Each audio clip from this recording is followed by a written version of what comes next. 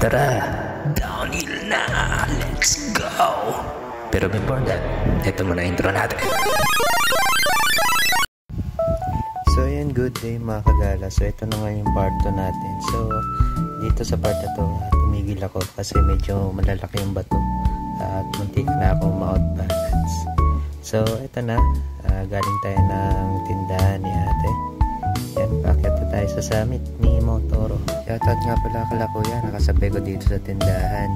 Right safe. Ito na nga pala guys yung part na pag-akit mo ng Motoro. Ito yung unang view deck na may kita. So yung part na yan, dyan ako nang galing. So dadaanan yan pag-akit ka ng tindahan ni ate. Ayan, ini-enjoy ko lang yung view. Napakaganda, napaka-refreshing. Tanggal talaga yung pagod mo dito guys. Nakakit ka dito sa view deck. So ayan, nandito na tayo sa pinaka view deck ni Motoro. So ayan, may kita niyo yung Mount Balagbag, tinuturo ko. At ito yung pinakataas ng Motoro. Yung mga nakasabay natin sa tindahan, nandyan sila. Yan si Mark Lister, si Unbound Cycling at yung papa niya. So ayan, parang picture muna kami dito. Ayan, ganda ng view, no? Sana makapunta rin kayo dito. So ayan, pababa na kami, medyo mainit na rin. At yan, dito na kami sa pababa, papuntang tindahan. So itong clip nga pala na ito ay POV ni Unbound Cycling. So si daddy niya ang nagdala ng camera. So ito yung pababa ng Motoro galing doon sa may tindahan. So ayan, may kita niyo yung trail. Ganyan siya, medyo gravel na may malalaking bato-bato. So swerte natin hindi masyadong malusak ngayon, no? Kasi hindi tayo nagrabe nung bagyong Pipito.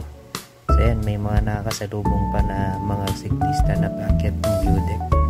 So ayan, lusong lang tayo. Mararating na natin dyan yung mansion. So doon ulit magre-regroup kami sa may mansion, sa may sementadong part. So ito na nga, nag-regroup na kami. So ayan, si Unbound Cycling nasa harapan, si Mark Lister, tapos ako yung nasa pinakaunahan. Ayan. So hindi na ako kita kasi dire-diretso na ako pababa. Marami kasing aso dito na nadaanan. So yan, diretso lang kami. Ganda ng view, no? Grabe. Iba talaga pag 360 sa all. So yan, dire-diretso lang kami hanggang sa makarating kami sa mataong lugar dito sa may baba. Ayan. So palabas na to ng Puray sa may tindahan. So ayan na yun. So ayan, may maikling araw lang papunta na San Isidro. At ito na yung video ko. Pababa na kami sa San Isidro. So yun na nga, nag-iwalay na kami ng landas. So ito, medyo maaga pa. Yun, sana all ate, kuya. So pakita ko ng antipolo nito. Simba pa ako.